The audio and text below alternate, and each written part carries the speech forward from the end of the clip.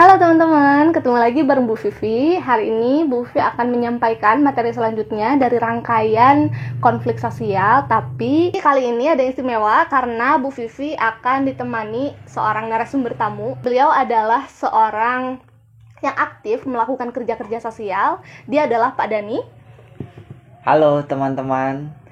Terima kasih juga sama Ibu Vivi sudah diundang kita diskusi-diskusi. Sama-sama karena hari ini kita akan berdiskusi, Bu Vivi dengan Pak Dani akan berdiskusi mengenai materi kelanjutan dari rangkaian konflik sosial, yaitu rekonsiliasi konflik dan transformasi konflik. Jadi Bu Vivi akan bertanya bagaimana pandangan Pak Dani mengenai rekonsiliasi konflik dan transformasi konflik. Jadi gimana nih menurut Pak Dani mengenai rekonsiliasi konflik? Pandangannya berarti ya?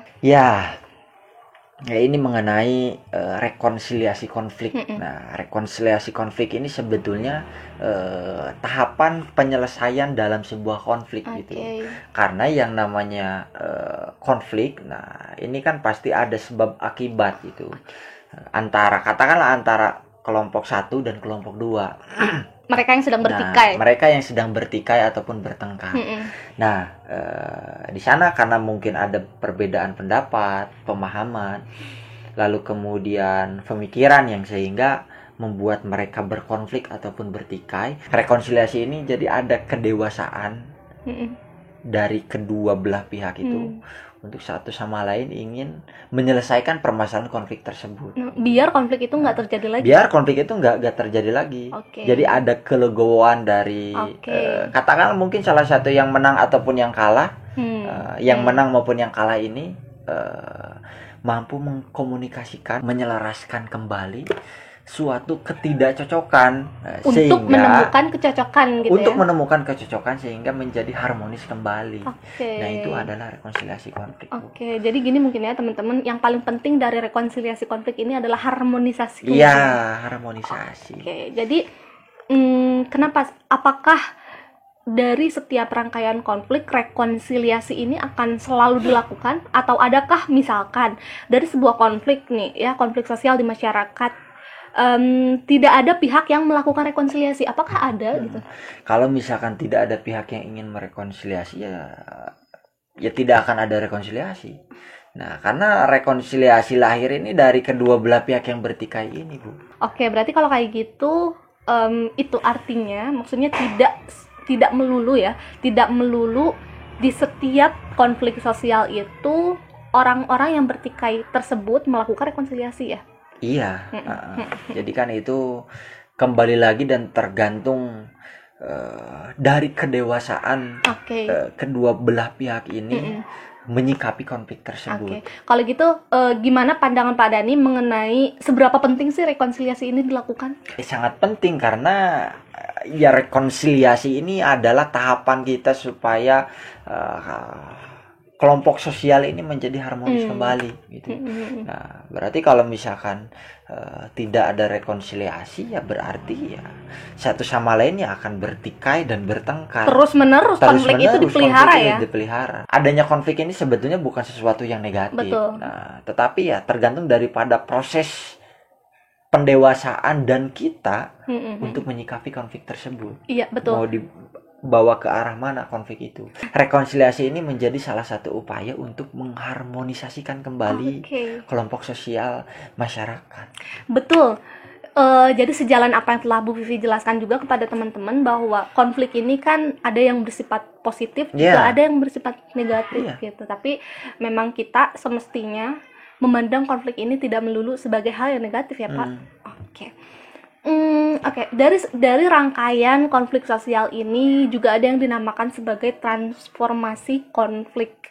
Maksud daripada transformasi konflik ini apa sih? Kalau misalkan transformasi konflik, nah saya jadi teringat kata-kata Liederah itu, John Paul Liederah itu, bahwa Liederah mengatakan dalam transformasi konflik gitu. Jadi konflik ini harus dilihat secara utuh.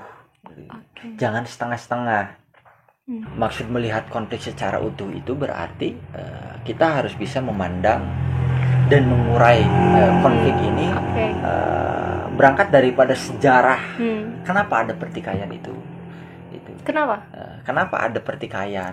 Nah, berarti secara tidak langsung, secara utuh itu berarti harus ditarik kepada akar permasalahan kenapa adanya konflik itu. Jadi kita tidak bisa memandang sebuah permasalahan mengenai konflik ini ingin diurai tetapi hanya setengah-setengah, wah itu tidak bisa. Justru kalau kita memandang konflik lalu kemudian ingin menyelesaikan tetapi kemudian tidak utuh, justru ini malah akan ada masalah-masalah baru mengenai konflik tersebut gitu. Jadi pertikaian itu bukan selesai gitu, tetapi malah ada pertikaian kembali karena memang katakanlah kita salah memandang konflik tersebut. Nah, Lidera mengatakan kalau ingin melihat konflik ini harus memandangnya ini secara utuh. Utuh ini menyeluruh. Keseluruhan. Akar konflik ini dari mana awalnya? Iya. Gitu. Entah itu masalah individu, lalu kemudian merembet terhadap kelompok, gitu. Ataupun masalah kelompok lalu kemudian ada yang tersinggung dari permasalahan pribadi lalu kemudian merembet terhadap masalah sosial. Nah, ini harus secara utuh. Nah, makanya ada transformasi konflik. Saya sepakat dengan apa yang disampaikan oleh Lidera gitu ya, mengenai kita harus memandang konflik secara utuh. Lalu selanjutnya, kalau misalkan kita melihat secara kata per kata gitu ya, transformasi itu kan adalah suatu perubahan ya. Iya, perubahan. Nah, transformasi ini perubahan yang berangsur. Betul.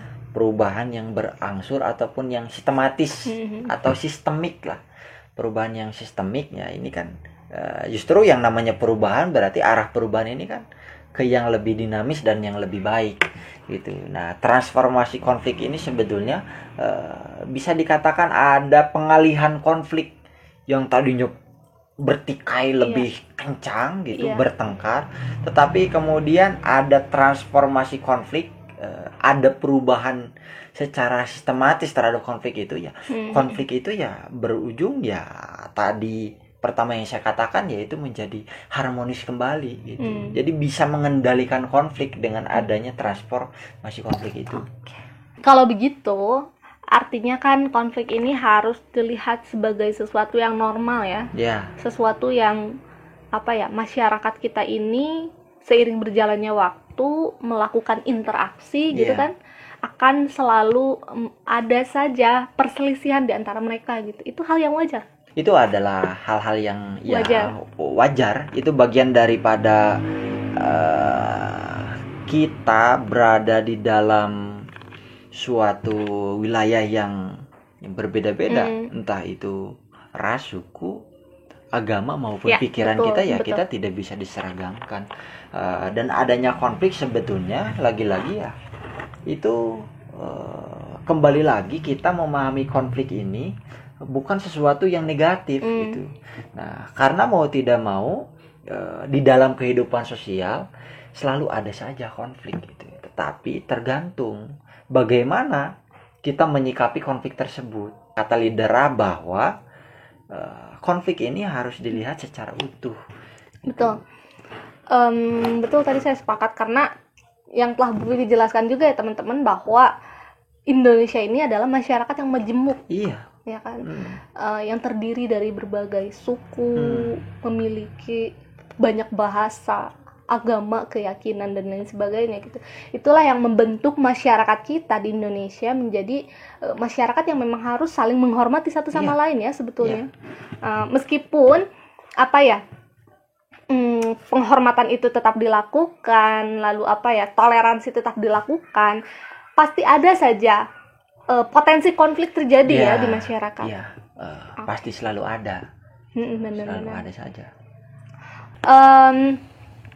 Oke, jadi gitu ya teman-teman, diskusi kita hari ini mengenai rekonsiliasi dan transformasi konflik. Mungkin ada closing statement dari Pak Dani?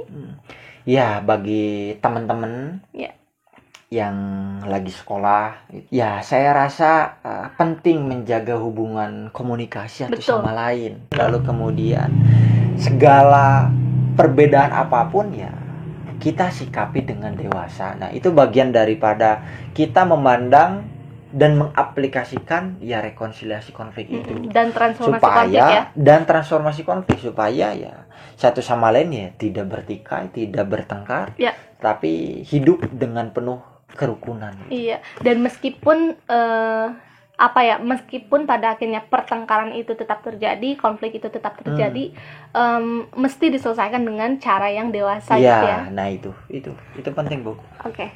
Mungkin cukup sekian ya Pak Dani. Iya. Diskusi kita hari ini mungkin cukup sekian yang dapat kita sampaikan kepada teman-teman semua. Jangan lupa untuk selalu menjaga kesehatan dan tetap semangat menjalani pembelajaran dari rumah. Sampai ketemu minggu depan. Cheers dulu dong.